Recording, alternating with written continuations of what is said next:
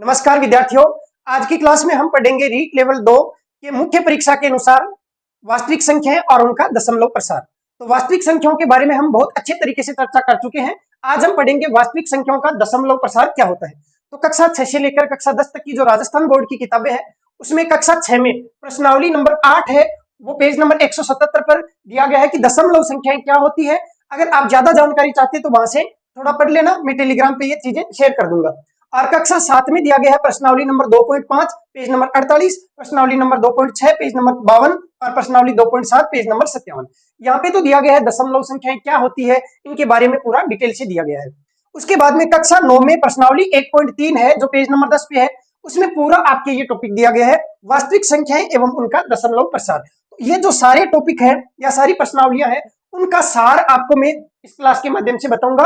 कोई भी चीज ऐसी नहीं रहेगी जो इसमें दी गई है और आपको नहीं बताई जाएगी, तो कंप्लीट आपको 1 बाय 1 बताया जाएगा। तो सबसे पहले हम जानते हैं कि दशमलव प्रसार का मतलब क्या होता है। तो जैसे मैं कोई भी संख्या लिखता हूं 7 4 5 6 और उसके बाद में पॉइंट लगा दिया और यहाँ पे लिख दिया 3 2 8 7, ऐसे मैंने इसको लिख दिया। तो यहाँ पर 7456.3287 लिखा गया है। तो जब हम इसको अलग अलग लिखना चाहें तो जो पॉइंट के लेफ्ट साइड में होती है उनको देखो ऐसे बोलते हैं, ये होता है इकाई का अंक, और दूसरा जो है वो होता है दहाई का अंक, और तीसरा होता है वो सैकड़ा का अंक, और चौथा होता है हजार का अंक। इकाई, दहाई, सैकड़ा, हजार। और यहाँ पे जो पॉइंट के बाद वाले हैं तो ये तो होता है दशांश, मतलब 10वां अंश, दशांश। और ये होता है 100वां अंश, मतलब शतांश। और ये होता है हजारवां अंश, इसका मतलब सहस्त्रांश। सहस्त्र का मतलब होता है 1000, 1000वां अंश। उसके बाद में ये होता है 10,000वां अंश।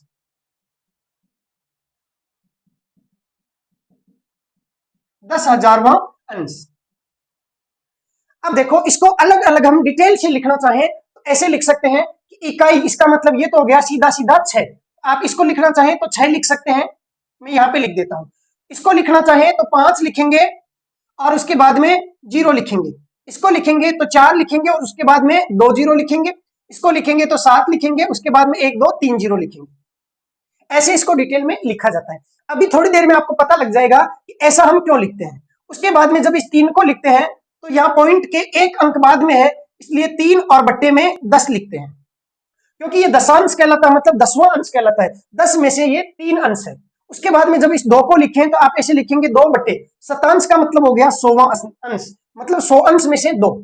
उसके बाद में 8 के बारे में लिखेंगे तो 8 बट्टे, अब यहाँ पे 1 2 और 3 पे है तो ये 1 2 3 हजारवां अंश हो जाएगा। और उसके बाद में 7 और यहाँ पे 10,000वां अंश हो जाएगा। ऐसे इनको लिखा जाता है। अब ये रामायण आपके किताब से समझ में नहीं आएगी, मैं आपको इसको देखो एक बहुत ही अच्छे तरीके से समझाता हूं, फिर देखना आपके ये तुरंत 1 मिनट में सारा खेल समझ में आ जाएगा। इसको तो मैं मिटाता हूं और मेरा तरीका समझाता हूं। ये तो था किताब का तरीका, अब मेरा तरीका आपको बताता हूं। देखो, 2 मान होते हैं संख्या के, एक तो होता है जातीय मान और एक होता है स्थानीय मान। आपने सुना भी होगा कि किसी भी संख्या के 2 मान होते हैं, एक जातीय मान और दूसरा स्थानीय मान। ठीक है, अब जातीय मान का मतलब क्या होता है, तो आप ये सोचो कि जाति क्या होती है। जैसे मान लीजिए नरेंद्र मोदी है तो मोदी उनकी जाति है, तो क्या वो कभी बदलेगी? क्या बिल्कुल नहीं बदलेगी। इसका मतलब जब उन्होंने जन्म लिया था तब भी वो नरेंद्र मोदी थे, और जब वो गुजरात थे तब भी नरेंद्र मोदी, और जब वो इस देश के प्रधानमंत्री बने तब भी वो मोदी। तो इसका मतलब जाति कभी भी नहीं बदलती है, जाति कभी नहीं बदलती है। इसका मतलब ये हुआ कि किसी संख्या का वह मान जो कभी भी परिवर्तित नहीं होता वो कहलाता है उस संख्या का जातीय मान। जैसे मैं पूछूं ये क्या है तो आप कहेंगे ये 5 है, तो मैंने लिख दिया 5 है। अब 2 साल बाद में पूछूं कि ये क्या है तो आप कहोगे कि ये 5 है, और 25 साल बाद में पूछूं कि ये क्या है तो भी आप कहोगे 5 है। इसका मतलब ये कभी बदलेगा क्या? नहीं बदलेगा, बचपन से इसको 5 ही पढ़ते आ रहे हैं। तो जब किसी संख्या को हम पूछे कि ये क्या है तो इसका मतलब हम उसके जातीय मान को बताते हैं। अर्थात जब कोई व्यक्ति प्रसिद्ध हो जाए, जैसे मोदी जी प्रसिद्ध हो गए, अब हम नाम की बजाय उनको जाति से जानते हैं। कोई भी कहे मोदी जी, इसका मतलब आप समझ जाएंगे कि बात किसकी चल रही है। ठीक है, ऐसे ही कहा जाए गांधी, तो आप समझ जाएंगे कि बात किन की चल रही है। ठीक है, तो आप जाति के हिसाब से फिर उस संख्या को पहचानने लग जाते हैं। इसी प्रकार से गणित में भी क्या हुआ कि जातीय मान जो है वो प्रसिद्ध हो गया और संख्याओं को जातीय मान के माध्यम से पढ़ने लग गए। अब दूसरा क्या होता है? स्थानीय मान। अब स्थानीय मान का मतलब होता है वह मान जो स्थान के हिसाब से होता है। अब मान लीजिए फिलहाल मैं आपको पढ़ा रहा हूं, आपके लिए शिक्षक हो जाऊंगा। जब मैं अपने घर जाऊंगा मम्मी पापा के लिए बेटा हो जाऊंगा, और जब मैं ससुराल जाऊंगा तो जवाई हो जाऊंगा, ननिहाल जाऊंगा तो भांजा हो जाऊंगा। तो अलग अलग जगह जाने पे मेरा जो मान है वो अलग अलग बदलता रहता है। घर पे मान कम हो जाता है, ससुराल में मान बढ़ जाता है, तो वो तो बात अलग अलग स्थान के हिसाब से हो जाती है। इसका मतलब स्थानीय मान वह मान है जो स्थान के अनुसार बदलता है। अब बताओ जाति कभी बदलती है क्या? नहीं बदलती। इसका मतलब जातीय मान कभी नहीं बदलेगा, स्थानीय मान स्थान के अनुसार बदल जाएगा। अब ये तो हो गया कंसेप्ट। अब देखते हैं कि जातीय मान और स्थानीय मान क्या होते हैं। तो मैं एक संख्या लेता हूं, देखो नॉर्मल सी संख्या है 5431, ये मैंने लिख दिया। अब मैं पूछता हूं, सबसे पहले जातीय मान पूछता हूं। पहले इसका पूछता हूं, एक का जातीय मान क्या है? आप कहेंगे कि एक ही है, या ऐसे लिख दो हिंदी में एक। पूछूं तीन का जातीय मान क्या है, तो आप कहेंगे तीन ही है। चार का जातीय मान क्या है? चार है। पांच का जातीय मान क्या है? पांच है। इसका मतलब किसी संख्या का वह मान जो हम पढ़ते आए हैं वो तो हो गया जातीय मान। अब हम पढ़ते हैं स्थानीय मान। स्थानीय मान, अब ये जो स्थानीय मान है वो क्या होता है? तो देखो सबसे पहले हमने देखा कि ये इकाई वाले स्थान पे है, ये दहाई वाले स्थान पे है, ये सैकड़ा वाले स्थान पे है, और ये हजार वाले स्थान पे है। तो देखना ये है इकाई वाले स्थान पे, तो एक का स्थानीय मान क्या हो जाएगा? तो ये हो जाएगा एक। अभी समझा दूंगा कैसे होता है। फिर पूछा जाए तीन का स्थानीय मान क्या हो जाएगा? तो देखो तरीका क्या होता है, जिसका भी स्थानीय मान पूछे उसके राइट साइड में जितने अंक हो उतने जीरो लगा देना। वह खुद तो लिखना ही लिखना, और साथ में अब देखो तीन के राइट साइड में कितने अंक है? एक अंक है, तो एक बिंदी लगा देना। तो तीन का स्थानीय मान 30 है। 30 क्यों है? क्योंकि ये दहाई वाले स्थान पे है। दहाई का मतलब होता है 10, तो ये 10 गुना होगा 3 से तो हो जाएगा 30। सैकड़ा का मतलब होता है 100, 4 से गुना होगा तो हो जाएगा 400। और सीधा सीधा देखें तो 4 का स्थानीय जो मान है वो क्या होगा? तो सीधा तरीका है, जिसके बारे में पूछे उसको लिखो, और राइट साइड में कितने अंक है? तो 4 के राइट साइड में एक और दो अंक है, तो दो बिंदी लगा दो। 5 का पूछे स्थानीय मान तो कितना हो जाएगा? 5, और राइट साइड में एक दो और तीन अंक है, तो एक दो और तीन बिंदी लगा देंगे, तो ये हो जाएगा इसका स्थानीय मान 5000। अब देखो स्थानीय मान के अकॉर्डिंग ही हम इसको बोलते हैं कैसे? हम यहाँ पे बोलेंगे 5431, ऐसे ही तो बोलते हैं हम। कैसे बोलेंगे इसको? 5431। ठीक, तो 5 को हम 5 नहीं बोल रहे हैं क्योंकि ये हजार वाले स्थान पे है, इस कारण से ये जमाई जी बन चुके हैं, 5000 हो चुके हैं ये।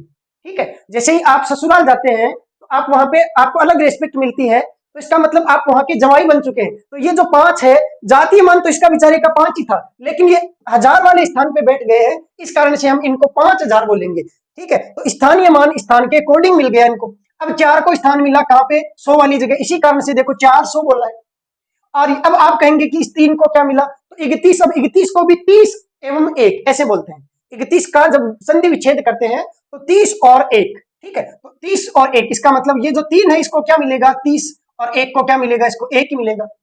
देख लो, चाहे 3 का स्थानीय मान 30 और 1 का स्थानीय मान 1। अब ये तो देख लिया जब पूरी पूरी संख्याएं हो। तो अब हम देखते हैं पॉइंट वाला, फिर वापस आते हैं दशमलव संख्याओं पे। तो अब हम देखते हैं पॉइंट वाला। ये तो शायद समझ में आ गया होगा, बहुत ज्यादा आसान है, दोबारा बताने की जरूरत है ही नहीं।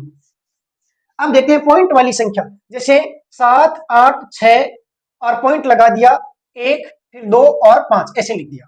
ठीक है, अब आपको पूछा जाए कि इनका स्थानीय मान क्या क्या है, तो जातीय मान तो सेम ये का ये रहने वाला, 5 का 5, 2 का 2, 1 का 1, 6 का 6, 8 का 8 और 7 का 7। लेकिन आपको पूछा जाए स्थानीय मान, तो यही तो चेंज होता है। स्थानीय मान आपको पूछे इसका 6 का स्थानीय मान क्या हो जाएगा? 6 हो जाएगा। पूछे 8 का स्थानीय मान क्या हो जाएगा? 8, और राइट साइड में एक अंक है, क्योंकि पॉइंट तक ही आपको देखना, इधर वाले से आपको कोई मतलब नहीं होता है। 8 के बाद में देखो एक अंक है तो एक बिंदी लगाएंगे। और फिर पूछे 7 का स्थानीय मान क्या हो जाएगा? तो 7, और उसके बाद में एक और दो अंक है तो दो अंक हो गए। तभी इसको पढ़ते हैं 786, मतलब 780 और 6, तो 780 और 6। अब बात है इसकी, क्योंकि हम पढ़ रहे हैं दशमलव प्रसार, तो दशमलव प्रसार में आपको दशमलव वाली संख्याओं को पढ़ना होता है। अब यहाँ पे पूछे कि 1 का स्थानीय मान क्या है, तो 1 का स्थानीय मान देखना क्या हो जाएगा? तो ये पॉइंट के बाद में आपको इधर से देखना है।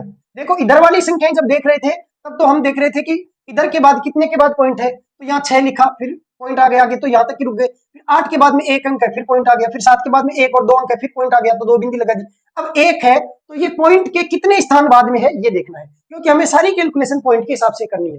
तो पॉइंट के इधर देखेंगे तो यहाँ पे पॉइंट के इधर देखते हैं तो ये एक अंक बाद में है, इसलिए बट्टे में एक तो आएगा ही आएगा। अब एक लिखेंगे तो कोई प्रभाव नहीं पड़ेगा, ये एक अंक इधर है इसलिए एक बिंदी लगा देंगे, 1/10 हो जाएगा। किसका स्थानीय मान? एक का स्थानीय मान 1 और बट्टे 10।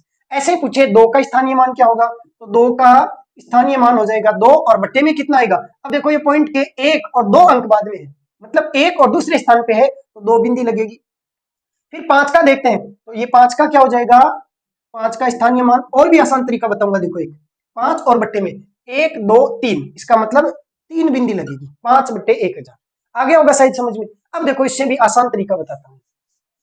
कई सोच रहे होंगे कि वो तरीका पहले क्यों नहीं बता देते, तो पहले बेसिक बताना होता है, उसी के बाद में तो तरीका अच्छे से समझ में आता है, नहीं तो सीधा बता देंगे तो आपको वो समझ में नहीं आएगा। अब हम यही संख्या वापस लेते हैं, 7 8 6 और फिर लिया था शायद 1 2 और 5, ऐसा कुछ था, ठीक है। तो अब देखना मैं अलग अलग कुछ संख्याएं लेता हूं, जैसे मैं 1.1 लिखता हूं। अब इसका पॉइंट हटाना सिखाता हूं आपको, फिर इस पे वापस आएंगे। तो जब भी आप पॉइंट हटाओ तो ऐसे ही तो हटाते हैं अपन, जैसे पेन हाथ में ऐसे लिख दिया, ये पॉइंट हटा दिया। ऐसे हटाने का मतलब हो गया कि आपने एक लाइन खींच दी, लाइन खींचने का मतलब हो गया एक लिख दिया। लाइन ऐसे ही तो खींचते सीधी, आप देखोगे तो आपको एक सा दिख रहा है तो नीचे लिख दो एक।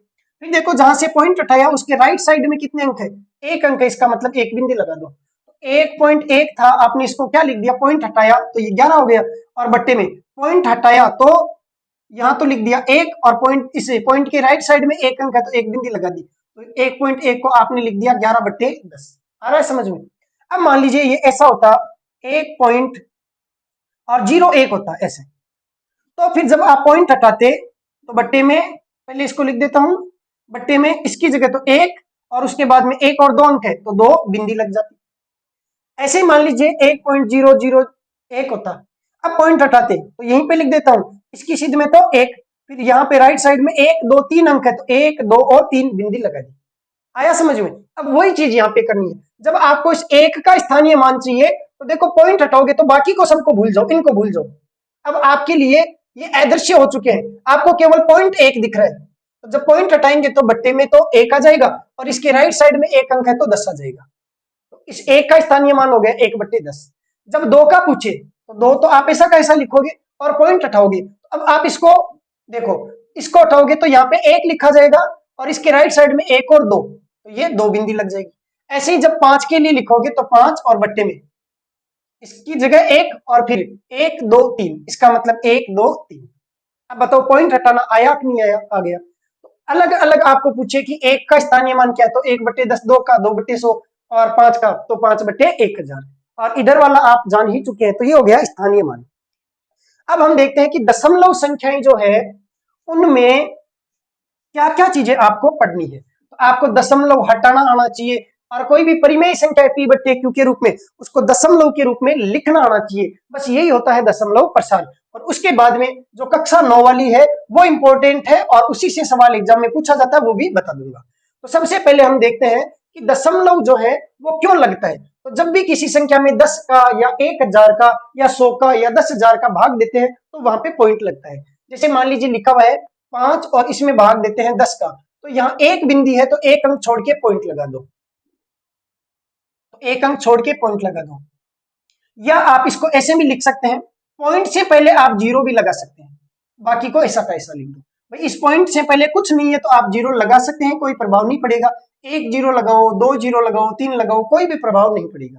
ठीक है, ध्यान रखना। और चीजें सिखाते हैं, देखो ये 5/10 है, आपने यहां पॉइंट लगाया 0.5। अब दूसरी बात, आप 0.5 लिखो चाहे आप 0.50 लिखो, एक ही बात है। मैंने आपको एक चीज बताई कि पॉइंट के पहले आप कितने भी जीरो लगा दो कोई प्रभाव नहीं पड़ता है, तो पॉइंट के बाद में भी तो आप जीरो लगा सकते हैं, लेकिन ध्यान रखना पॉइंट के बाद में अगर संख्या है तो संख्या के बाद में लगाना, अगर जीरो लगाओ तो 0.5 और 0.50 बराबर है। प्रूव करता हूं कैसे है। यहां से इसका पॉइंट हटाएंगे तो ये 0.5 था, पॉइंट आप हटाएंगे तो ऐसे ही तो हटाएंगे स्टाइल से, तो ये ऐसे हटाए मतलब एक लिखा। अब यहाँ पे राइट साइड में कितना है, एक अंक, इसका मतलब बिंदी लगा दी, ये हो गया 5/10।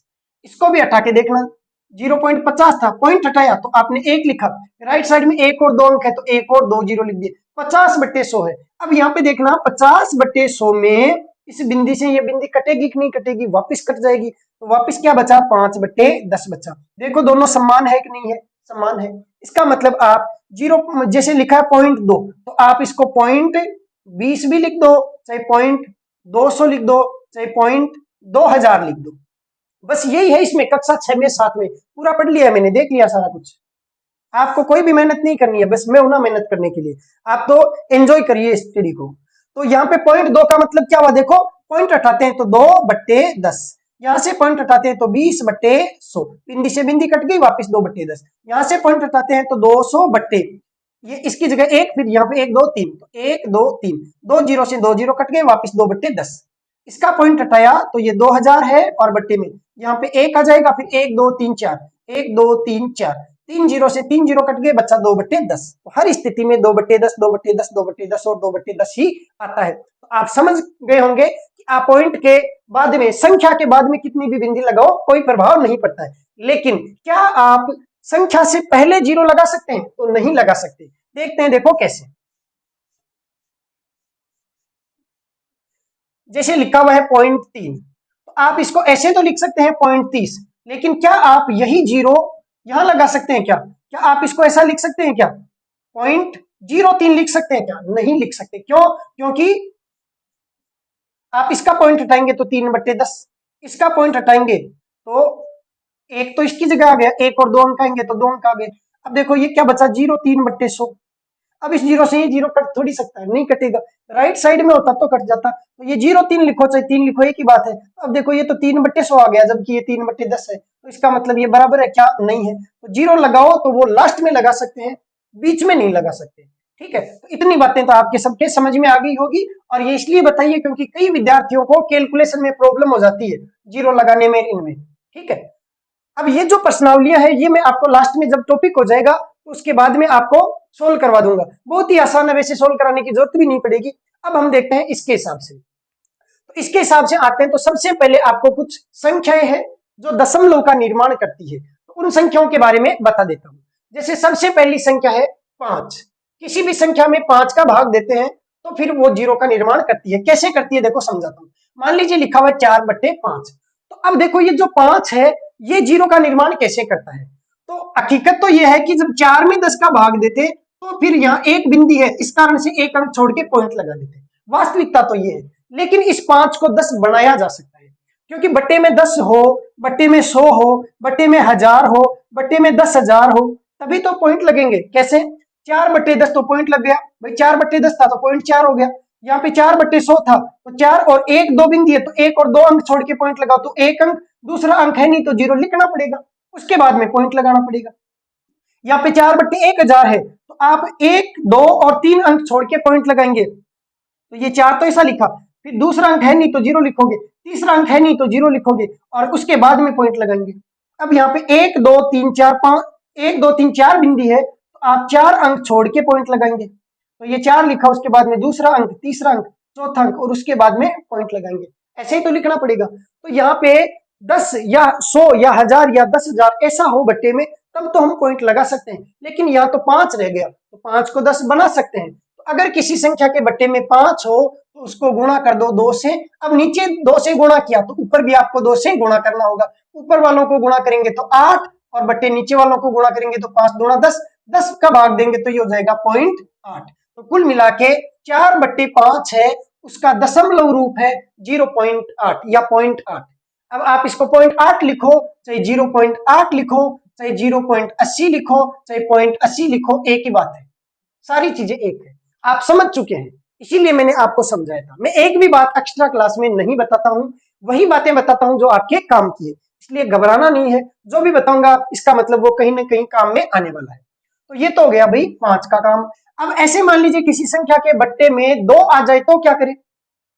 जैसे लिखा हुआ है 7/2, अब इसको दशमलव रूप में बदलना है, तो या तो 7 में 2 का भाग दे लो भाग विधि से, और फिर इसको पॉइंटों में बदल के देख लो, या इस 2 को 10 बना सकते हैं। कैसे? 2 से, इसको 5 से गुणा करके, ऊपर भी गुणा कर दो नीचे भी गुणा कर दो। तो मूल संख्या थी 7/2, आपने इसको ऊपर 5 से गुणा किया, नीचे 5 से गुणा किया, ऊपर हो गया 7 पंजे 35, और बट्टे में नीचे हो गया 2 गुणा 5 10, 10 का भाग देना है तो एक बिंदी है तो एक अंक छोड़ के पॉइंट लगा दो, तो ये 3 5 था, एक अंक छोड़ा पॉइंट लगाया 3.5 हो गया। अब देखो 10 का काम तो हो गया, क्यों? क्योंकि 10 के दो ही गुणनखंड होते हैं, 2 और 5।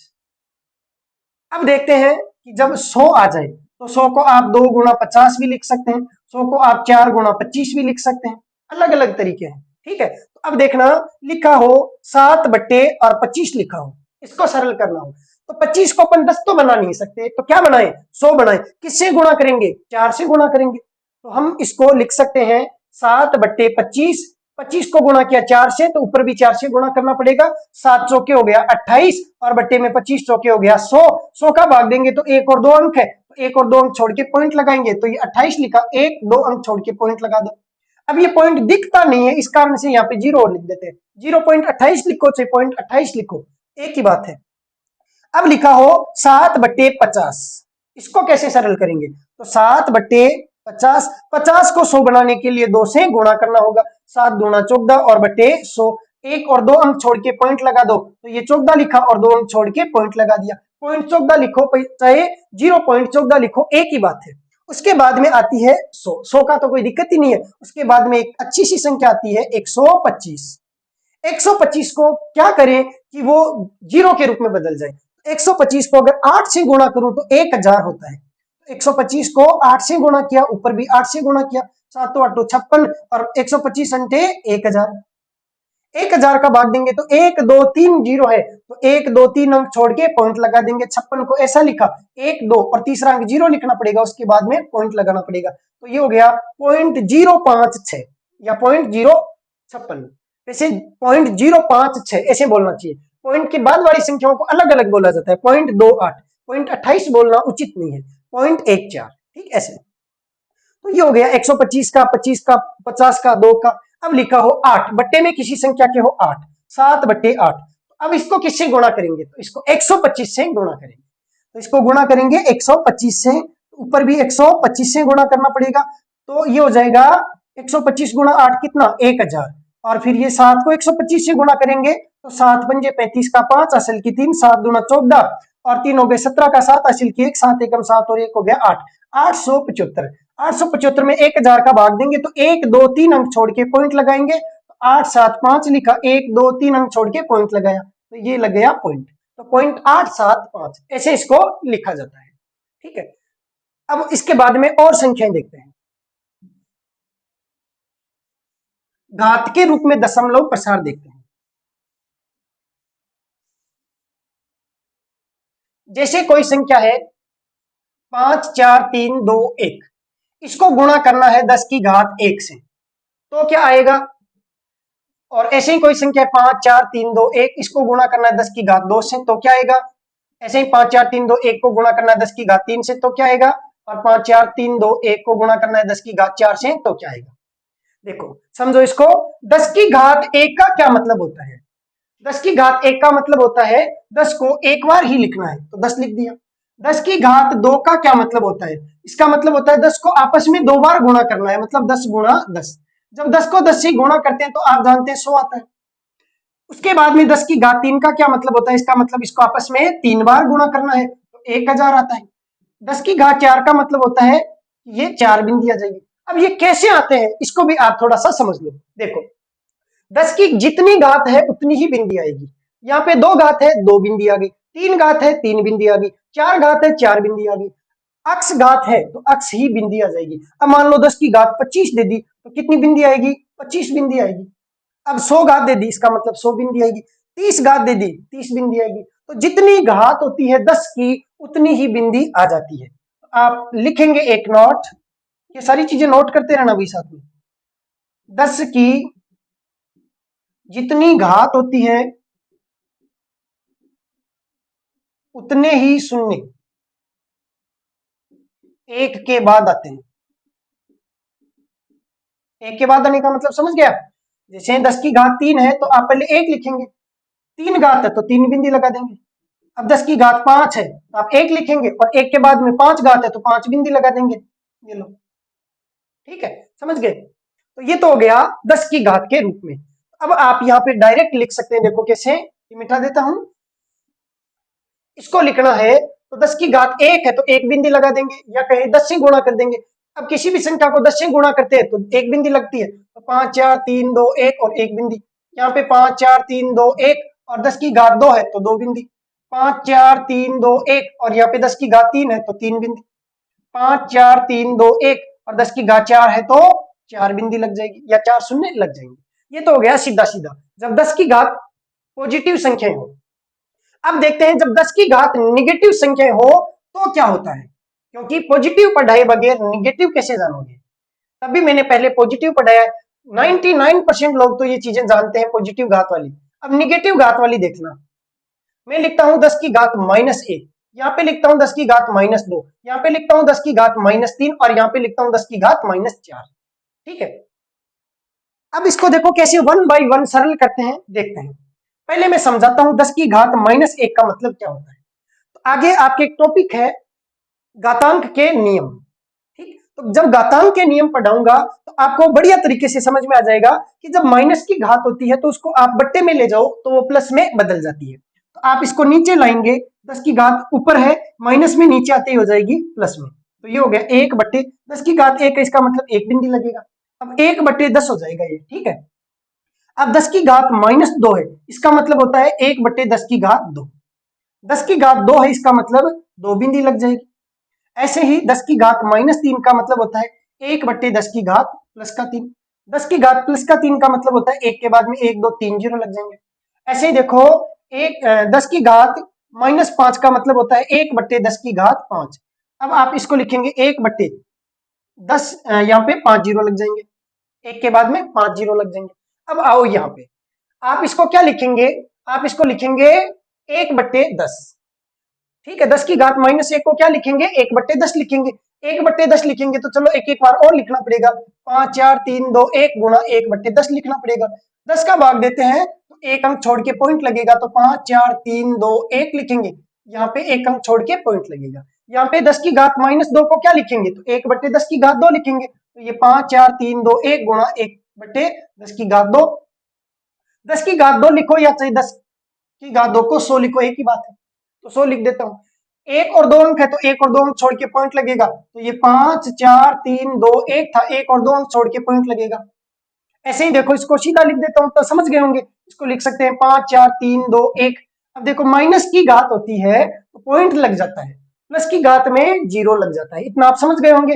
3 घात है तो 1 2 3 अंक छोड़ के पॉइंट लगा दो, तो 1 2 3 अंक छोड़ के पॉइंट लग गया।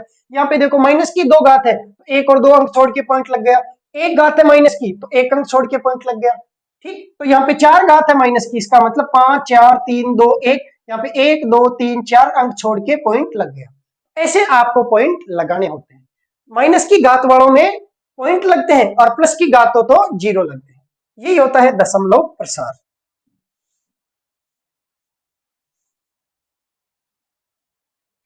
अब कंपटीशन एग्जाम में एक संख्या होती है जो बहुत परेशान करती है, वो संख्या है 1/7 और इसका पूछा जाता है दशमलव प्रसार लिखें। और 1 में 7 का भाग देने पर बहुत जोर आता है, तो आप भाग देके देखोगे तो इसका मान आएगा ऐसे, देखो 0.142857 142857 142857 142857, ऐसे आगे से आगे इसका मान आता रहेगा। ठीक है, क्योंकि एसएससी सीजीएल की एग्जाम देते हैं तो कुछ चीजें याद भी रखनी होती है, क्योंकि वहां पे इतना ज्यादा टाइम नहीं होता कि आप कैलकुलेट करने बैठ जाओ, इसलिए कुछ चीजें याद रखनी होती है। तो इसी कारण से 1/7 का मान याद करना ही पड़ता है, क्योंकि बार बार कैलकुलेट करना पड़ता है। तो इसलिए 1/7 का मान 0.142857, या ऐसे याद कर लो 7 का दुगुना 14, 14 का दुगुना 28 और 28 का दुगुना 56 होता है। तो 56 में देखो ये बार बार आता है, तो जब 5 6 आता है ना तो 6 को फिर एक अगले अंक में बदल देते हैं 7 में, इसलिए ये 57 हो गया। 14 फिर उसका दुगुना 28, 28 का दुगुना 57, 56 और 1 57। ठीक, फिर वापिस 14 28 57, 14 28 57, ऐसे ये बार बार रिपीट होता है। जब ये रिपीट होता रहता है तो आपको पता है 14 28 57, फिर वापिस आ गया 14 28 57, फिर वापिस आ गया 14 28 57, फिर वापिस आ गया 14 28 57। तो ये रुकता नहीं है, मतलब आगे से आगे चलता रहता है। अब आपने परिमेय और अपरिमेय संख्याएं पढ़ रखी है, आप बताओ ये परिमेय संख्या है या अपरिमेय संख्या है। तो ये तो परिमेय संख्या है, आप सब जानते हैं। क्यों? क्योंकि आगे से आगे बढ़ती जा रही है, लेकिन इसमें संख्या रिपीट हो रही है। 14, 28, 57, फिर 14, 28, 57, फिर 14, 28, 57, फिर 14, 28, 57। इसका मतलब आप इसको ऐसे लिख सकते हैं 0.14, 28, 57 का बार, ऐसे इसको लिख सकते हैं, क्योंकि ये बार बार रिपीट हो रहा है। और जब बार वाली संख्या होती है उसको आप भिन्न में बदल सकते हैं और वापस भिन्न में बदल के 1/7 लिख सकते हैं, जो मैं इसी क्लास में आपको पढ़ाऊंगा। ठीक है, तो ये भी बहुत इंपॉर्टेंट चीज होती है कि इस बार वाली संख्या को दशमलव संख्या में, इसमें भिन्न में बदलो। ठीक है, तो ये तो हो गया दशमलव रूप और ये हो गया भिन्न रूप। तो भिन्न रूप का दशमलव प्रसार आपने कर दिया इस प्रकार से, दशमलव प्रसार का वापस भिन्न के रूप में इस प्रकार से लिखना होता है। तो जल्दी से इनको नोट कर लीजिए। अब हम देखते हैं दशमलव प्रसार के कितने प्रकार होते हैं। यहाँ पे लिखा है दशमलव प्रसार। अब ये दशमलव प्रसार दो प्रकार का होता है, एक तो होता है शांत और एक होता है अशांत। अशांत के बारे में आप पहले से बहुत ही अच्छे तरीके से जानते हैं। एक तो होता है शांत और एक होता है अशांत। अशांत के बारे में तो आप अपरिमेय संख्याओं में, परिमेय संख्याओं में पढ़ चुके हैं, परिमेय अपरिमेय में अच्छे से पढ़ा हुआ है। तो शांत का मतलब क्या होता है? जो रुक जाए, मतलब जो टर्मिनेट हो जाए। और अशांत का मतलब होता है जो टर्मिनेट नहीं हो, मतलब नॉन टर्मिनेटिंग। और ये कैसा है? ये है टर्मिनेटिंग। जैसे उदाहरण के लिए मैं एक संख्या लेता हूं 1/2। अब आप 1 में 2 का भाग देंगे तो ऐसे भाग देंगे, 1 यहाँ 2, भाग जा नहीं रहा तो पॉइंट लिया, यहाँ पे कितना हो गया 10। 2 का भाग कितनी बार? 5 बार, 10। शेष क्या बचा? 0। तो आप रुक गए, रुकने के बाद में आपका जो उत्तर आया वो आया 0.5 या 0.5। अब 5 के बाद में कोई संख्या आएगी क्या? नहीं आएगी। इसका मतलब ये एक शांत दशमलव प्रसार है। अब अशांत दशमलव प्रसार कौन सा है? तो उदाहरण के लिए मैंने लिया 1/3। 1 में 3 का भाग देके देखूं तो पॉइंट लगाया, 10 हो गया। 3 का भाग 3 बार 9, बच गया 1, पॉइंट लिया मैं इसलिए एक बार और 0 ले सकते हैं, हो गया 10। 3 तिये फिर से 9 और बच गया 1, पॉइंट लिया हुआ है तो फिर से 10 और 3 तिये फिर से 9 और फिर से 1 बचेगा। हर बार 1 बच रहा है, 1 बच रहा है, 1 बच रहा है, ये बचता ही जाएगा कितनी भी बार भाग दे लो से। इसका मतलब ये रुकेगा क्या? नहीं रुकेगा। नहीं रुकेगा इसका मतलब ये ऐसे होगा 0.3333 ऐसे आता ही रहेगा, आता ही रहेगा। तो ये शांत है क्या? नहीं है। इसका मतलब ये अशांत है। अब अशांत है वो दो प्रकार का होता है, एक तो होता है रिपीटिंग, जैसे ये रिपीट हो रहा है, और एक होता है नॉन रिपीटिंग, जब कोई संख्या रिपीट नहीं होती है वो होता है नॉन रिपीटिंग। तो जो P/Q के रूप में लिखते हैं वो तो सारे रिपीटिंग होंगे। जैसे आप 1/7 वाला लिखेंगे तो ये ऐसे आएगा 0.14, 28, 57, फिर 14, 28, 57, फिर 14, 28, 57 और आगे से आगे आता रहेगा। तो ये शांत है क्या? नहीं है। लेकिन यहाँ पे देखो ये रिपीट हो रहा है। क्यों? क्योंकि 14, 28, 57, फिर रिपीट हो गया 14, 28, 57, फिर रिपीट हो गया 14, 28, 57। तो रिपीट हो सकता है, एक अंक के बाद में भी रिपीट हो सकता है, या फिर 5 या 6 अंक एक साथ में भी रिपीट हो सकते हैं। जैसे यहाँ पे 1, 2, 3, 4, 5, 6 अंक एक साथ में रिपीट होते हैं, फिर 6 अंक, फिर 6 अंक, ऐसे ही 2-2 अंक भी रिपीट हो सकते हैं। जैसे 0.67, फिर 0.67, फिर 67, फिर 67, फिर 67 ऐसे, या 0.123, 123, 123, 123 ऐसे भी रिपीट हो सकते हैं। तो ये तो दोनों हो गए कौन से? रिपीट होने वाले, रिपीटिंग। नॉन टर्मिनेटिंग है और रिपीटिंग है, तो इनको तो हम क्या कहते हैं? परिमेय संख्याएं कहते हैं। लेकिन जो रिपीट नहीं होते हैं, क्योंकि अशांत है, वो भी दो प्रकार के होते हैं, एक तो रिपीटिंग और एक होते हैं नॉन रिपीटिंग। नॉन रिपीटिंग वाले कौन से हैं? जैसे आप जानते हैं पाई का जो मान है उसमें 3.141592 और उसके बाद में कुछ भी आगे आता रहता है, मुझे भी इतना याद नहीं है, 5 7 3 8 2 1 8 7 6 4 ऐसे मन मर्जी से लिखा है मैंने। ठीक, ऐसे √2 का मान है तो वो 1.414 यहां तक तो याद है। उसके बाद में कुछ भी लिख दो, चाहे 5 6 7 8 9 3 8 4 2 1। रिपीट हो रहा है क्या? नहीं हो रहा है। एक देखो ये भी है, जैसे मैं लिखता हूं 0.10, फिर 1 2 बार 0, फिर 1 3 बार 0, 1 4 बार 0, 1 5 बार 0। अब यहाँ पे रिपीट हो रहा है क्या? नहीं हो रहा। ध्यान रखना, देखो ये भी क्या है? अपरिमेय है। ये तीनों अपरिमेय है। क्यों है? क्योंकि यहाँ पे देखो फिक्स नहीं है। यहाँ पे तो एक बार ही 0 आया, जबकि अगली बार 2 बार आ गया। फिक्स है क्या? अगली बार 3 बार आ गया। फिर अगली बार 4 बार आ गया, अगली बार 5 बार आ गया, तो फिक्स नहीं है। फिक्स तो वो होता है कि अब यही आएगा, जैसे यहाँ पे फिक्स है 14, 28, 57, तो फिर दोबारा भी यही आएगा 14, 28, 57, फिर दोबारा भी यही आएगा 14, 28, 57। लेकिन यहाँ पे तो एक बार आ गया, यहाँ पे 2 बार 0 आ गया, यहाँ पे 3 बार 0 आ गया, यहाँ पे 4 बार आ गया, यहाँ पे 5 बार, अगली बार 6 बार आ जाएगा। और क्या जरूरी है, 6 बार आएगा, 7 बार भी आ सकता है। तो यहाँ पे ये होगी अपरिमेय संख्या, क्योंकि हम इसको बार लगा के नहीं लिख सकते, यहाँ पे बार लगा के लिख सकते हैं। 1/7 वाले को आप ऐसे भी लिख सकते हैं, देखो कैसे है, 0.14, 28, 57 और इसके ऊपर बार। इसको आप लिख सकते हैं 0.3 और 3 है वो बार बार रिपीट हो रहा है, तो इसके ऊपर बार।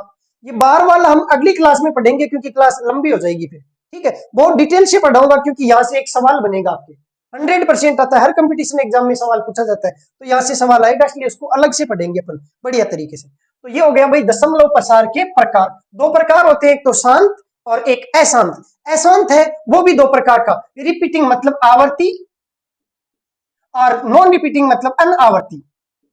अनावर्ती। अशांत का एक नाम और भी है अनवसनी, अनअवसनी या अनवसनी। तो ये अनवसनी आवर्ती और अनवसनी अनावर्ती 2 प्रकार के होते हैं। नॉन टर्मिनेटिंग रिपीटिंग और नॉन टर्मिनेटिंग नॉन रिपीटिंग प्रकार के होते हैं, और ये है वो टर्मिनेटिंग या शांत प्रकार के होते हैं। तो इस प्रकार से ये हो गए दशमलव प्रसार। अब आवर्ती दशमलव संख्या है वो भी 2 प्रकार की होती है, कैसे देखो। आवर्ती का मतलब होता है जो रिपीट होती रहती है, आवर्ती दशमलव संख्याएं ये 2 प्रकार की होती है, कैसे। एक रूप तो इनका ऐसे होता है जैसे 0.333333, मतलब पॉइंट के तुरंत बाद रिपीट होना स्टार्ट हो जाए। और एक ऐसे हो 0.57, उसके बाद में 3333333 ऐसा हो, तो ये तो कहलाती है शुद्ध आवर्ती, एकदम शुद्ध आवर्ती दशमलव प्रसार, शुद्ध रूप है। क्यों, क्योंकि आप इसको लिखेंगे 0.3 और इसके ऊपर बार लगा देंगे। लेकिन ये जो है इसमें पहले तो रिपीट हो नहीं रहा, 5 और 7 तो रिपीट नहीं हो रहा, लेकिन बाद वाला रिपीट हो रहा है। तो आधा तो रिपीट नहीं हो रहा, आधा रिपीट हो रहा है, इसका मतलब मिश्रित। जहां 2 चीजें हो वो कहलाता है मिश्रित। आप इसको लिखेंगे तो 0.57, अब जो बार लगाएंगे वो लगाएंगे 3 के ऊपर। और ये तो बहुत अच्छे तरीके से अगली क्लास में आपको पढ़ाऊंगा कि कहां बार लगाना है, कैसे लगाना है, कैसे हटाना है। एक कहानी सुनाऊंगा, उसके माध्यम से पूरा क्लियर हो जाएगा। और ये तो आज तक किसी के प्रॉब्लम आई नहीं, जिसने भी पढ़ लिया सबके अच्छा ही होता है ये, ठीक है। तो ये 0.3 का बार है, तो ये तो शुद्ध आवर्ती दशमलव प्रसार। और इसको क्या कहेंगे कि जब पॉइंट के तुरंत बाद रिपीट नहीं हो, आगे जाके कोई संख्या रिपीट हो, तो उसको कहते हैं मिश्रित आवर्ती दशमलव प्रसार। ये 2 अंक के बाद में भी रिपीट हो सकता है। या एक उदाहरण और लेते हैं, जैसे 0.1 फिर 5 7 फिर 5 7 फिर 5 7 5 7 ऐसे हो। इसको कैसे लिखेंगे, 0.1 फिर 5 7 है, ये रिपीट हो रहा है, तो जो रिपीट होता है उसके ऊपर बार लगाते हैं। तो ये भी कौन सा है, मिश्रित। तो ये 2 अंकों के बाद में भी हो सकता है, 1 अंक के बाद में भी हो सकता है, 1 अंक भी रिपीट हो सकता है, 2 से अधिक भी हो सकते हैं, 2 भी हो सकते हैं, 3 भी हो सकते हैं, 7 8 कितने भी अंक रिपीट हो सकते हैं। इस प्रकार से आपके दशमलव प्रसार का आधा पार्ट है वो तो हो गया कंप्लीट, और आगे वाला हम पढ़ेंगे अगली क्लास में। तो इस क्लास को अपने अन्य मित्रों तक शेयर जरूर करें। धन्यवाद।